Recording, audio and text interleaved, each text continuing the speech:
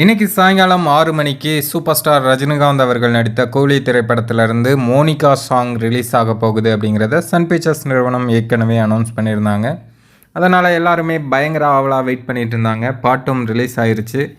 பாட்டை கேட்ட உடனே எல்லாரும் அந்த பாட்டுக்கு அடிக்ட் ஆகிட்டாங்க அப்படின்னு தான் சொல்லணும். ஏன்னா பாட்டு வந்து ரிப்பீட் மோடில் கேட்குற மாதிரி இருக்குது.